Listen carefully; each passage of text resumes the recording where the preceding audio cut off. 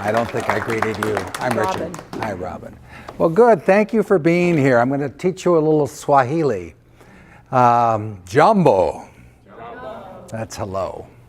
Ooh, hi. See? Jumbo. And mambo is how you doing? Hello and how you doing? So when you're walking up and down mountains where they speak Swahili, you'll hear Jumbo Mumbo, and it echoes through the mountains. My name is Richard Graves, as previously advertised, and I am the priest in partnership, currently serving St. Paul's here in Marshalltown. I started this ministry in July of 2015. This is a member of my board. I think she's here to make sure I don't embarrass the congregation yet again. I have a genius for it. I'm very happy to be here to basically be an ambassador for a program that has been life-changing for me.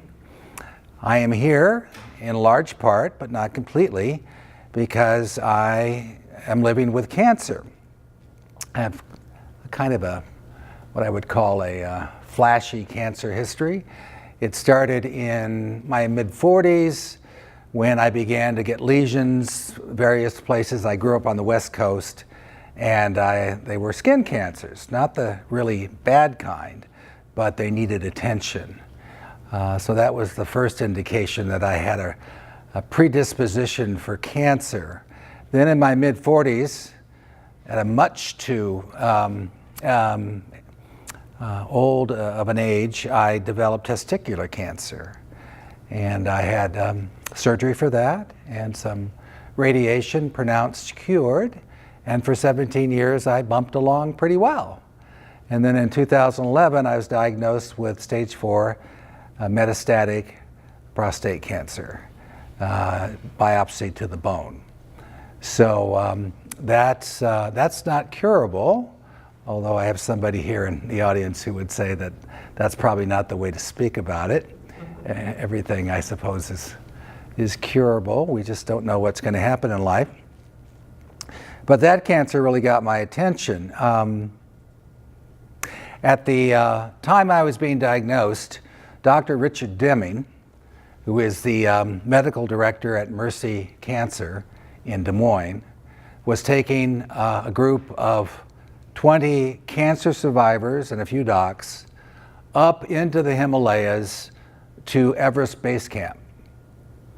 And he wanted to see what impact, if any, would this experience have on these cancer survivors and caregivers as well. Well, he was so overjoyed with the changes he saw in people that he and a guy named Charlie Whitmack, Charlie, Des Moines lawyer, he's climbed Everest 3 times, been much in the news over the years. Anyway, he went to North Carolina, he's back now. They got together and started an organization that came to be known Above and Beyond Cancer. And so my most recent cancer journey and the journey of this organization parallel. I was diagnosed with prostate cancer in the fall of 2011. By January, February, I began to hear about this organization, and from a friend, I was informed that they were forming a group to go to Nepal, actually not to Nepal, but to Tibet, which is now China, to circumambulate Mount Kailash. Well, I signed up for it and I was accepted. About a month before the trip, a Buddhist monk in protest self-immolated, set himself on fire. The Chinese don't like that. The press is terrible. Of course, he did that in protest of the occupation. And the only way the Chinese can really punish the Tibetans is to close the borders. And so all of a sudden we couldn't go into Tibet. So we ended up going up into the Himalaya mountains in 2012, and there were 3 mountains to climb. Most of us climbed 2. the tallest of which is called Angel's Peak, which is just over 20,000 feet. Only 12 of the almost 40 members of the team made that. Only 2 cancer survivors. They're both young men in their 20s. It was very, very technical at the end. But I got up to about 18,000 feet. And great experience. Didn't think I was going to do it again. And then this trip rolled around. And for some reason, I decided I would try again. I applied. I was accepted. And I'm going to tell the story of this particular trip. Again, the name of the organization is Above and Beyond Cancer. It's a cancer survivorship program located in Des Moines. It does incredible work. This is the earned media that we get. Once a year or so, we will take an international trip, and the spotlight is trained on a group of people who do extraordinary things. But the bread and butter of this organization is to provide fitness, nutrition, exercise, information, and it does this in a variety of ways. Wonderful program. But now I have been able to go on 2 of these trips, and as I have said, both were transformative. This is Mount Kilimanjaro, as if I had to say that. And this is your standard African giraffe, so you can kind of tell that Mount Kilimanjaro is just a little over twice as tall as your average giraffe. It really wasn't difficult at all. It took 5 days for me to do it, but anyway. It was really with 2 things: medical mission to Kenyatta National Hospital, which is located in Nairobi, which is Kenya, and Mount Kilimanjaro is actually just over the border into Tanzania, and so we had to take a plane flight for that. Joint partnership of the American Cancer Society and Above and Beyond Cancer. The purpose, twofold. First was to establish the first Hope Lodge outside the United States, sorry about the spelling of state, at the Kenyatta National Hospital in Nairobi, Kenya. Does anyone know what a Hope Lodge is? You do. Okay. We have one in Iowa City. These are hostels that provide free lodging for cancer patients receiving treatment who have to travel a great distance to receive care. Now, Kenyatta is a public hospital. It's not the only public hospital, but it is the only public hospital. You know, that means it's serving the poor in the whole of Kenya that treats cancer patients. There are 40 million Kenyans, and it's a fairly large country. So having a hostel, a Hope Lodge, for people who travel a great distance to receive treatment would be a wonderful boon for the hospital. This is the Hope Lodge in Iowa City. Hope you never have to go there. We're in the airport. Early January, there are 40 of us. Well, 39 of us, I guess. And point out a few people. That's Dr. Deming. He is the medical director at Mercy Cancer. He's a world-class radiation oncologist. There I am, already exhausted, as you can see. This is Mary Van Hoekelum, who is the nutrition fitness staff person on the Above and Beyond Cancer staff. This is our videography. You'll see more about him. This is a neurosurgeon, John. He was one of our doctors.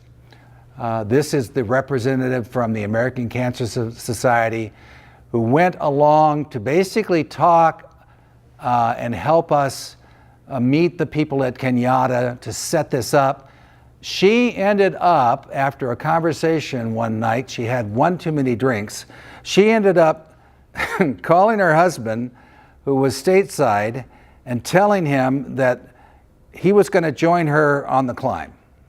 She had done no fitness training. He, within 4 or 5 days, had gone to REI, purchased a bunch of of climbing equipment, bought the tickets, brought it over to her, and both of them summited Mount Kilimanjaro.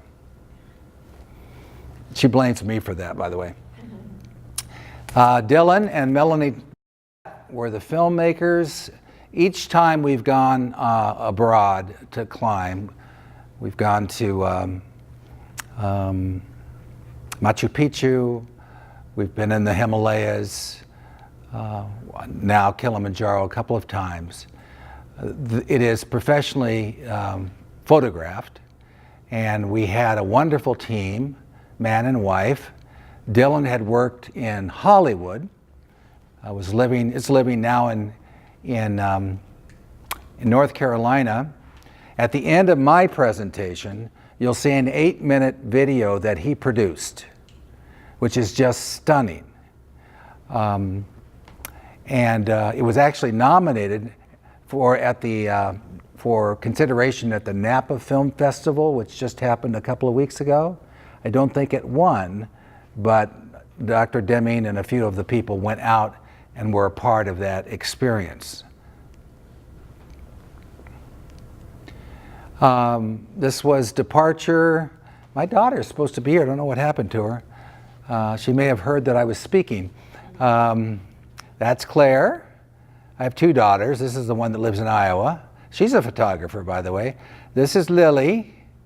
Lily's my granddaughter, and there I am. One of our stops was in Amsterdam.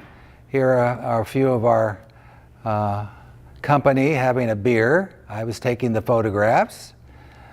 And we arrived at night in Nairobi, and I grew up on the West Coast, so anytime I see a palm tree, since I see them so infrequently, I have to embrace it. This was another palm tree that completely captured my imagination, just said welcome to me. And then this is one of our members, cancer survivor. I paid her to push me up all the way up the mountain, but she said I was too heavy. So she basically pushed me from the plane to the van, but that was enough. She's a great lady. Here we go. This is Kenya, and this is Nairobi. So this is a country this is East Africa, of course. There are 2 big mountains associated with Kenya and its environs. One is in the heart of Kenya. It's Mount Kenya, which rises to the elevation of 17,058 feet. And then Mount Kilimanjaro is actually on the Tanzania border, just over from Kenya, and that's 19,340 feet. It's the largest freestanding mountain in the world, and the largest mountain you'll find in Africa. This is Kenyatta. As I said, it's a public hospital, and it's the only place where the poor can receive cancer treatment. Dr. Deming, again the founder, said this about the trip: "It is a privilege to help the American Cancer Society with their mission to bring comfort, care, and housing to Kenyans undergoing cancer treatment. The combination of mission work plus climbing Mount Kilimanjaro will give all the participants joining us the opportunity to live life with purpose and passion." He repeats this again and again. Live with purpose and passion. None of us knows how long we will live, right? But we do have today. So live it with purpose and passion. Which is something we owe ourselves and everyone whose life has been cut short by cancer. Now, it was not time to break ground for the hostel, for Hope Lodge. But we went there to do a service project, and it involved painting. When we got to the hospital, we were divided into 2 groups. We self-divided. All the creative types got into one group, and all the ones who felt they could slap or roll paint on the wall got in the other. Well, I got in the latter group. And This is a friend of mine, Matt, who is living with cancer right now. He has lymphoma. And we were painting together. That, by the way, is your standard Kenyan stepladder. I mean, it's not that aluminum job you buy at Menards, is it? I said, you have to be kidding. I'm not getting up there. So Matt, who's 20 years younger, did. And then the creatives got together, went into a room with pristine white walls, and were given several different cans of paint, various colors, and they were challenged to paint the walls. And so one decided he was going to paint Kilimanjaro and put the Above and Beyond Cancer logo there. We all signed it before we left. And they did a wonderful job. We got Batman in there, of course. Palm trees, an absolute must. Flowers and stars. We brightened the walls so they, in turn, would brighten the lives of the children who would be playing in there. Then there were the patients. This is one of our crew. I'm not using names for a reason. She lives near Des Moines. She is a breast cancer survivor, and she is embracing one of the members, one of the patients at the hospital. The doctors were on strike, by the way, so the hospital was somewhat deserted, which was too bad because we brought 7 docs with us, and part of the experience for them would have been to interact with other physicians, but it just didn't work out. There's always something. You've traveled, right? You know what that's like. Here are some of the children who are there receiving care. This is June. We spent 2 days actually painting. On the first day, I tend to wander a little bit, and I was listening, and then I wasn't listening, and I wandered down the hallway, and I had paint all over my hands. And I looked in, and I could see by the window on the other side of this big ward, there was this little person in a green hospital gown, and over her stood her husband. So I walked over, I introduced myself. She introduced herself, she's June. And we talked a while. I identified myself and what I was doing, and I told them that I was a priest. And she said, oh, good. Of course, everybody speaks English. So she wanted me to pray for her, and she had stage 4 cancer. And that was the experience. The next day, I was painting, and somebody came up to me and said, Rev, they call me Rev, June wants to see you. And I knew exactly who they're talking about. So I went into the room, and there was June, and somebody caught this picture. I wasn't performing surgery. We're wearing those masks for painting. And my journal entry for that day was, am I holding the hand of someone with terminal cancer, or is she holding the hand of someone who shares her diagnosis? Yes is the answer to this question. This is the give and take of human touch. Skin upon skin cuts both ways. We hold and we are held. Do we need any other reason to hold one another tenderly and never hurtfully as often as we can? Soon other people came in. This is Jason. He used his name, but not his last name. He's a wonderful guitar player, brain cancer survivor, young man. There I am. This is Michael Zimmerman, triathlete who a couple of years ago was diagnosed with 2 types of lymphoma. One is curable, one is not, but it's manageable.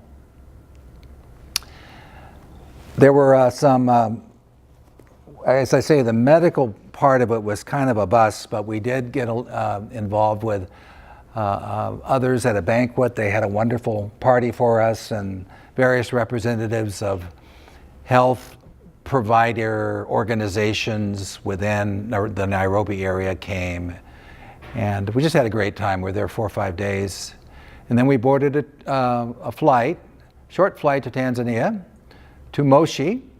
And Moshi, as you can see, is the gateway to Mount Kilimanjaro. I show this picture now just in case I fall over and don't wake up. This, this was the view we had as we neared the summit of Mount Kilimanjaro. You have to imagine being almost 19,000 feet in the air.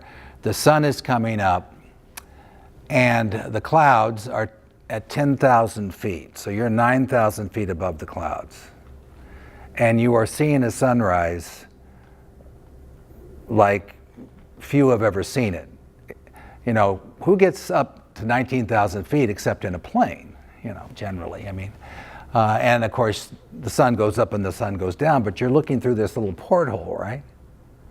But to be actually standing, to be able to spin around and to see the 365-degree vista was just incredible.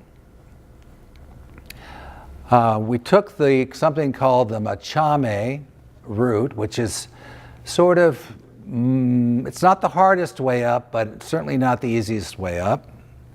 We went up in 5 days. You start here. This is the trailhead. It's 5,380. And there's a short walk, 4,000 feet, to Machame camp. And then as first day, second day, we got up to 12.5. And then because this was an accelerated climb, we only had 5 days to get up and 2 days to get down. We skipped the lava tower, but we got the altitude, which is very important. You have to get up, but so we got up there, but then we came down to sleep. And this is all about acclimating oneself. All of us were taking altitude medication. And so we spent the night at the Barranco camp, and except for the summit, this was the toughest part of the climb. This is called the Barranco Wall, and it is a series of walls. And you go, it's very difficult. You'll see pictures of it. And then we got up here, and I have a picture of us standing here, and I thought, oh joy, we're all done. Oh no, we weren't done yet. We skipped this camp, came up to Koskov camp, and then the next day we summited 19,341 feet. We began every morning with morning yoga. When you are accepted into this program, you usually get about 90 days to train for it. And if you're lucky enough to be in Des Moines, you work with Mary Van Hoekelum that I identified in the airport. And she is wonderful, but she is a taskmaster. You know, you love her and you hate her. And you do so many squats that you don't ever want to do any more squats. And planks and cardio and resistance training and balance work, all this kind of stuff that's very, very, very necessary. You don't want to get off balance if it's possible. You really don't want to fall. Of course, we all did. But because of the training, most of us were able to get up. Not by ourselves, mind you, but that's another story. You go through 5 zones when you climb this mountain. Zone 1 is known as the cultivation zone. It is approximately 2,600 feet to almost 6,000 feet. It's green and lush. That's where you start. Zone 2 is known as the forest or rainforest zone. It ranges in elevation from 6 to just over 9,000. This is where you saw the monkeys and the beautiful ferns. No giraffes, I'm sorry to report. Very little what I would call wildlife that you associate with Africa, and particularly East Africa, the Serengeti, which has some of the greatest herds in Africa. We didn't see any elephant, any of that stuff. You know, little gerbils and stuff like this. A few birds and the monkeys. That was pretty much it. And a lot of two-legged mammals. So, not a lot, but enough. Zone 3 begins with the heather zone and ends with the moorland zone. The elevation starts around 9,000 feet and tops out around 13. Zone 4 is known as the Highland Desert Zone. Its elevation begins around 13 and continues up to 16. Zone 5 is known as the Arctic Zone. The elevation begins around 16,000 and continues to the top of Uhuru Peak at 19,340 feet. There really are a couple of summits of Kili. The first one, the lower of the two, is Stella Point, and we had 5 or 6 people who only went that far because they were having difficulty seeing. Elevation can affect your sight. One woman had lost all sight in one eye. Our videographer couldn't see straight. Therefore, we don't have any footage at the very top, video footage. We have pictures. Did they get their vision back? Yes, but you have to go down. Yeah, you can't stay up there.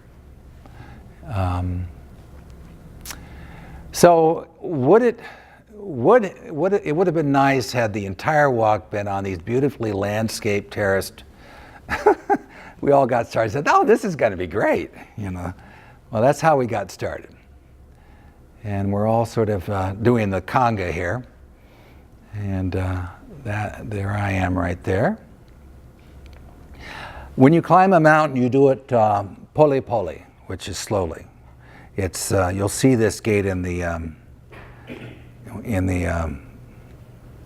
8-minute video, but nobody sprints up, except unless you've lived there all of your life. They run, I'm assuming that in the Himalayas, they run marathons up into the Himalayas.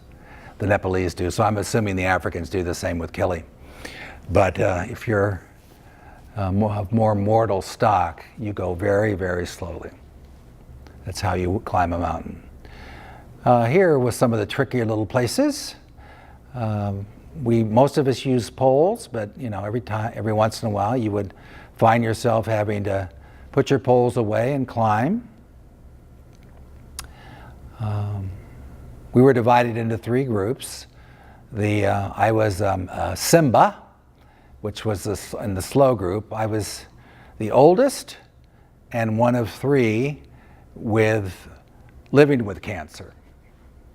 And they kept reminding me that I was the oldest person and that I was living with cancer. And we had 3 young men, all of whom were 22 or younger. And I thought to myself, my God, I'm not just twice as old as these guys, I'm 3 times as old as these guys. I just wanted to sit down after a while. Here we are, we've moved from Stella, and we're walking up to Uhuru. The sun is coming up. Our guides and porters, there were almost 40 of us. It took 130 people to get us up and down. That's the expedition. And that's because we're only carrying our backpacks, not our duffels. And everything else has to come up. And everything else has to go down. So you're talking about tents, you're talking about porta potties, you're talking about they cook all the meals, everything. Everything is brought up on the backs of these amazing people. Some of them, of course, have it on their head. And the pattern or the rhythm was we would start in the morning, and camp would be completely set up. We just had this breakfast. Food was relatively good. And an hour or so into the walk, our Rafikis, or friends, the staff, loaded down with stuff come flying by us. And I mean, just flying by us. And by the time we got to where we were supposed to stop, everything was set up again. And this repeated every day. Amazing. Life in tents, that's how we lived. And you can kind of see these blue things right here are the porta potties.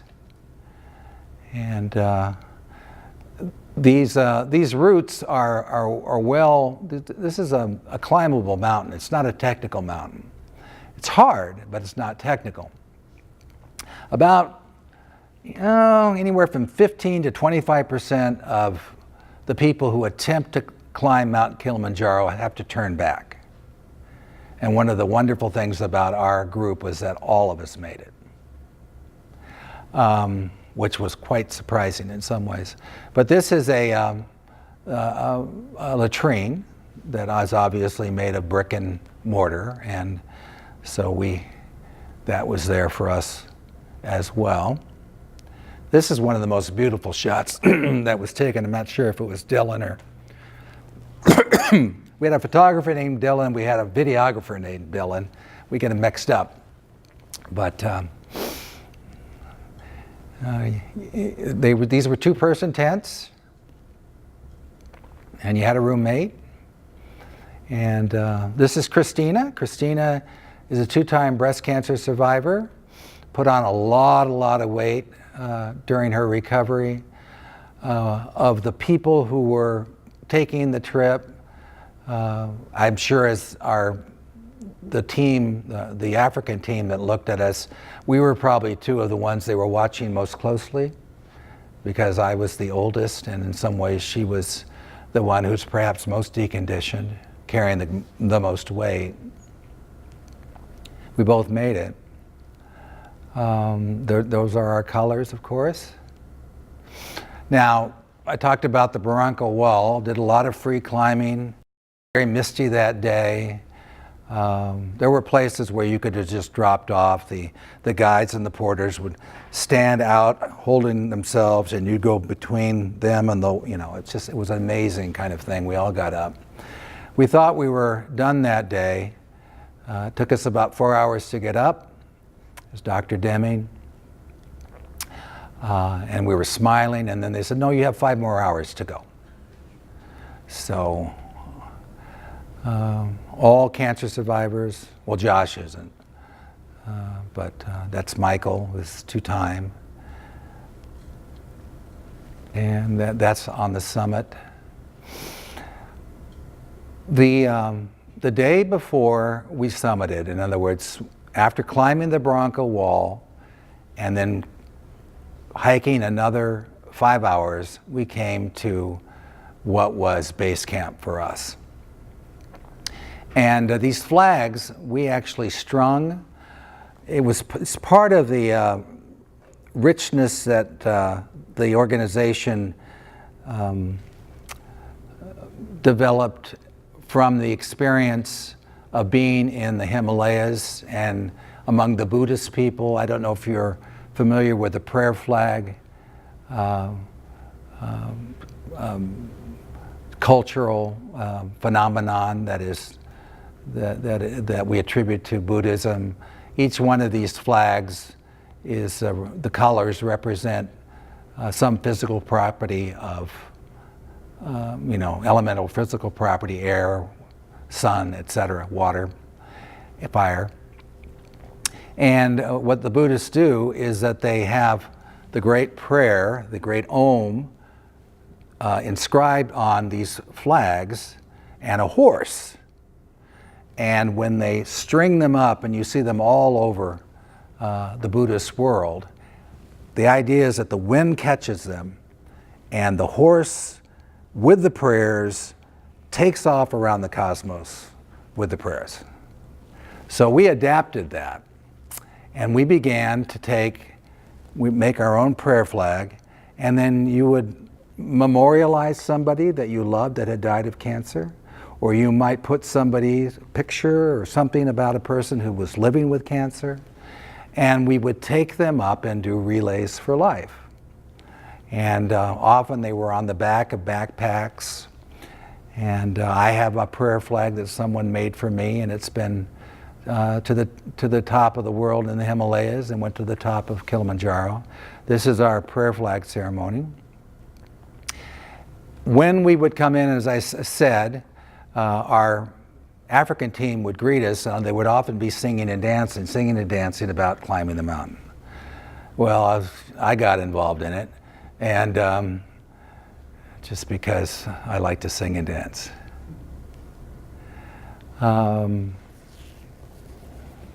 After the dinner, This is after the Bronco Wall and the 5 hours to camp, and then we had dinner, and then we did the prayer flags, et cetera, et cetera. It was about 8 o'clock at night, and our guide said, go to your tent, lie down, we're going to come and get you in about 2 hours. They got us up, and we got up, got us ready, and 11 o'clock, we started the 9-hour trek in the darkness to the top of Kilimanjaro. Why do we climb at night? Because if you fall, you're going to fall pretty much where you are. If you try to go down a mountain at night and you trip and fall, Lord knows where you're going to go, and they may not even find you. It's much more dangerous. So that's the reason. But we basically had no sleep. So as Dr. Deming said, we left camp for the summit at 11 p.m. and walked in darkness all night. It was bitter cold, and the wind was gusting at a rate of between 40 and 50 miles per hour. Several of our team, including Dylan, our filmmaker, began to experience extreme fatigue, dizziness, and vision problems. Yet we all made it to the top 9 hours after our departure. As Dr. Deming likes to say, none of us is as strong as all of us. On January 12th at 7 a.m., just after sunrise, the entire team stood at the top of Kilimanjaro. The guides tell us that they have never seen a group with such a success rate. I get choked up just thinking about it. There is nothing that compares to being with a group that has come together around a cause and a higher purpose. This is not the entire team. We had to take turns. As I said, some of them had to stop at Stella, which was a few hundred feet lower. They couldn't go any further because their vision was, they were just too sick to go any further. Now, I'm embarrassed to say that this is me, and I am wearing Christmas underwear. Now, there's a story here.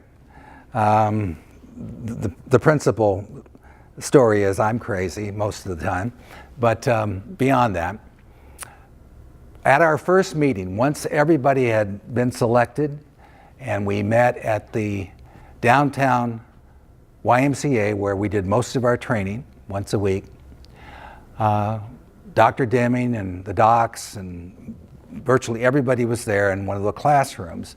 And they were just going over introductions and what are we going to do and the itinerary and what to bring and how many shots. And at one point, Dr. Deming, he was just a wonderful man, but every once in a while he just gets lost. And this was one of those times. He said, well, I have lots of underwear. So if any of you need any underwear, you just come and speak to me. Well, I don't know if that strikes you funny, but I was sitting on the floor. It's a good thing because I would have fallen off my chair. But those are the kinds of things I remember. So the day before I left, I was looking at, Kmart was still open here. Is Kmart still? No. Kmart was open. And I went in and they had a pair of holiday Santa Claus underwear on sale for about $3. So I bought them.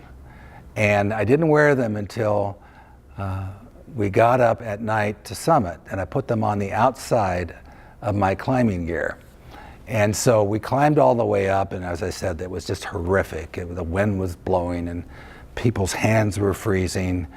The water and the rubberized packs that people use had frozen. I mean, it was just a nightmare in many ways, but we got up. And of course, as the sun came up, they got, what do you got on? And I said, well, what do you think I have on? I got a pair of Dr. Deming's underwear on. So, for what it's worth. If you climb up during the day, you're not going to be able to climb down without it getting dark. And you don't want to climb down in the darkness because you can't see as well, you don't want to fall down, all those kinds of things. Climb up one day, spend the night up there. You don't want to spend the night at 19,000 feet. Okay. Yeah, it's really that can really be problematical. Did you need any oxygen at that elevation? No, we didn't. The guides had it, but we were all fine. Yes. Was all of your gear outfitted, or did you provide a lot of your own gear?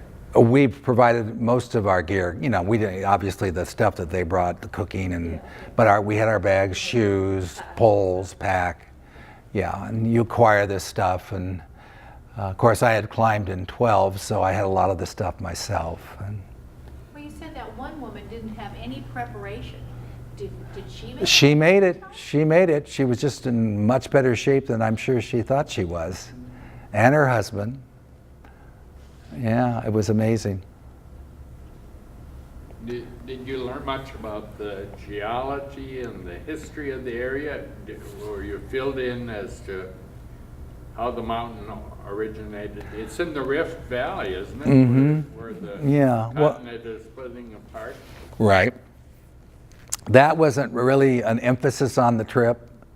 And I quite frankly haven't taken the time to learn a lot about that. I'm sure there are people on the trip who did, but we were just busy trying to survive. Yeah. I refer to these trips as near-death experiences.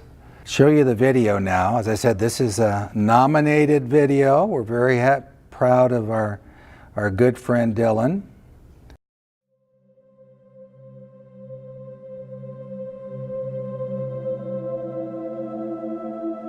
How do I prepare for this? Am I strong enough? Will I make it?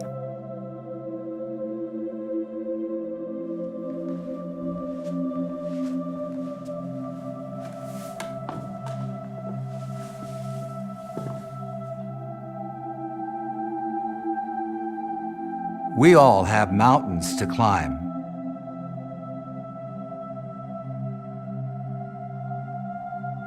In the beginning, your mountain can feel like an insurmountable summit. For me, I knew it would take all my strength. And courage I wasn't sure I had.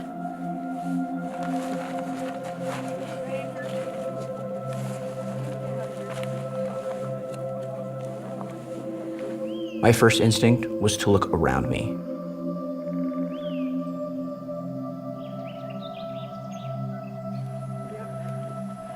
I was surrounded by people. Family to support me. Friends old and new to encourage me. Reminding me I was not alone. It took a couple of days for me to settle into a new normal, a different rhythm. I knew this was a journey. A pilgrimage even. I sensed that difficulty and discomfort were ahead. But the promise of discovery urged me on.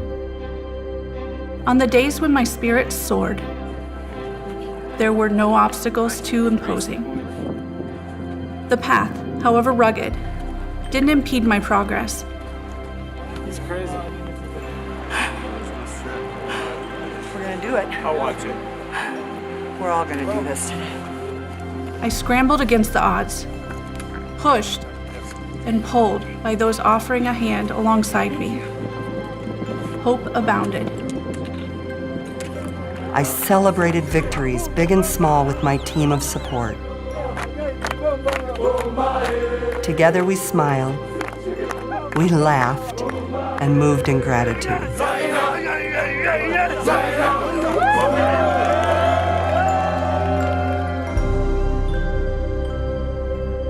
And then came the days that felt difficult. It was those days when I felt drained. Tired. Defeated. Darkness descended.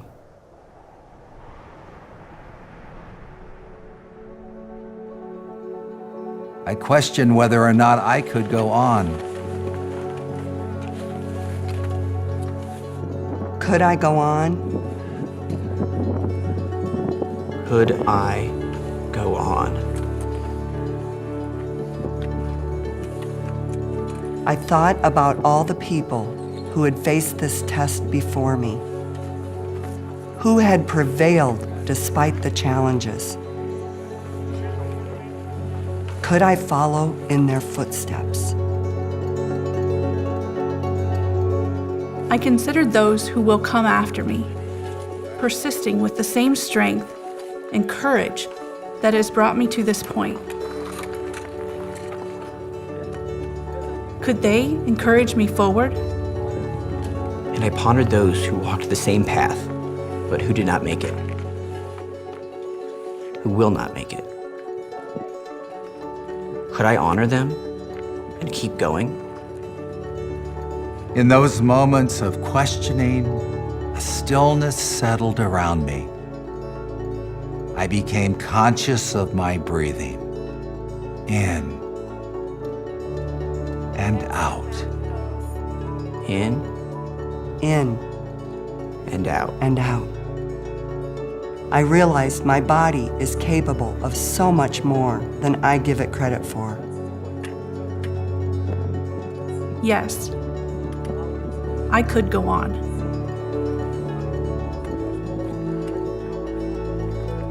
Slowly, I discovered purpose to the suffering, beyond the physical progress I was making. This journey was way bigger than me. Sure, the path was steep, windy, and rocky. It slowed me down, but it didn't stop me. I summoned courage to meet my fear, and I reached above and beyond what I thought possible. I finally grasped the lesson that my journey would not end when or if I reached the summit.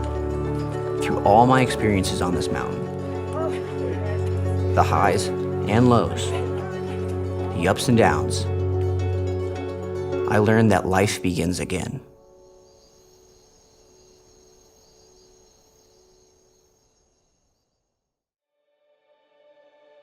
When I was first diagnosed with cancer, it felt like an insurmountable summit. How do I prepare for this?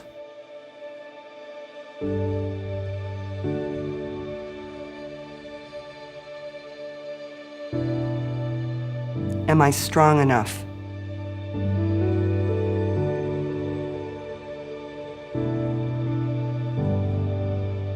Will I make it?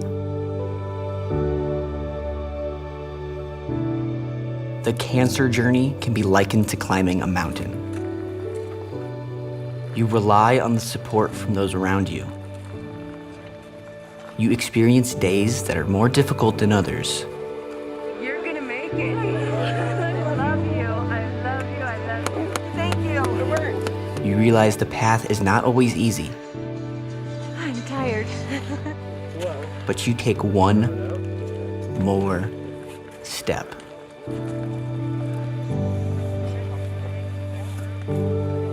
You find strength and courage.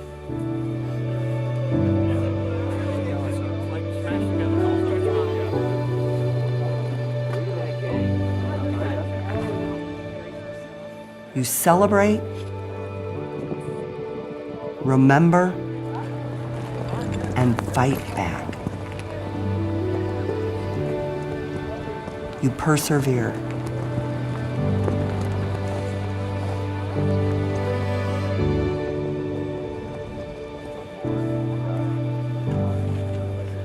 I just want to say a little blessing in honor of all of those in the flags. Some are individuals who are still going through their cancer journey, and some of them are lives that are no longer with us here on earth. None of us know what tomorrow's going to bring, but we know that we honor those that are gone by living our lives fully, not leaving one moment of life unlived. And if climbing Kilimanjaro isn't part of the definition of not leaving a moment of life unlived, I don't know what is. We all have mountains to climb. Some we choose, and some choose us. My advice, when facing an insurmountable summit, is to start climbing. And once you reach the top of your mountain, Keep going.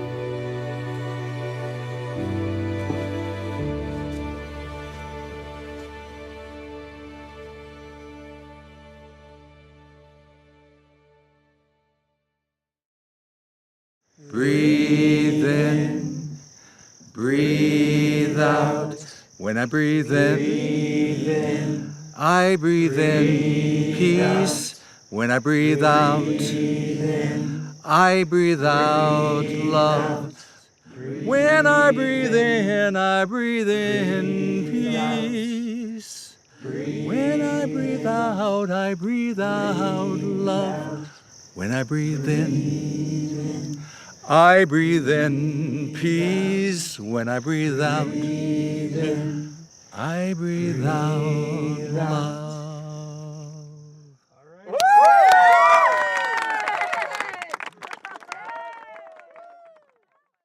When I breathe in peace.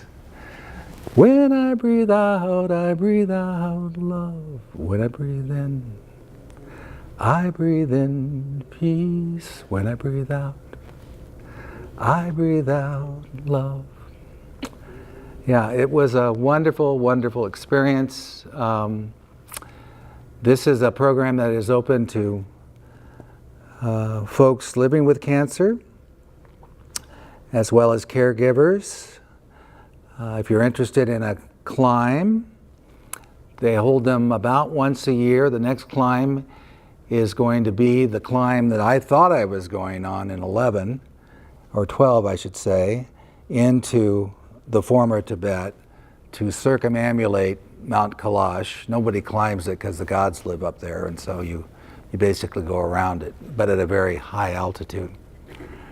And that's in September of 2018. If you're interested, you can go online. Above and Beyond Cancer, it's the first thing that comes up when you Google. Of course, it costs money, and people have to raise their own fees. But if you're on Facebook and you just hit up everybody that you know, and pretty soon you've got the money. Well, I wasn't planning to take this trip. I felt very grateful to have gone in 12. There were like 1,500 applications, and mine was picked out. So I thought, well, given the number of people who are interested in doing this, it's really not that fair for me to try and go on another one. But I decided to do it. You know, I feel the pull of it, but I think maybe I'll do some other things. They do have other experiences. I've been down to Arkansas with them a couple of times recently to canoe and rock climb and zip line. And that was lots of fun. You know, long weekend for 4 days in a tent. And but it's just a great experience. And when you get back from climbing, they always have a time of sharing. And no one ever talks about conquering the mountain or, we're going to put that, we did something incredible from an athletic point of view. They all talk about the relationships that they formed and how they put together an incredible team and how blessed they are to have had the experience. When you go on a trip like this, there's a lot of falling. And, in some ways, that's the last thing you want to do, right? Pride and, oh, by the way, you can actually get hurt. But it's not until you fall and people come to help you up that you realize how wonderful they are and how wonderful they think you are. And so it's just such an incredible experience. I don't know if you were able to read at the end, a big part of the application is not just to sort of talk about why you want to go and all the rest of it, but they push you on what do you plan to do on behalf of your experience once you get back. And they all want us to be ambassadors and to go out and talk about not just this organization, but to talk about living with passion and purpose. Living every day with passion and purpose. What else do we have to do? I mean, it's not like there's very much else on the agenda, is there? When you think about it? Our days are limited. Why not make the best of today? Even if you have a incurable diagnosis, not today, nothing's happening today. So make the day the greatest day you can make it.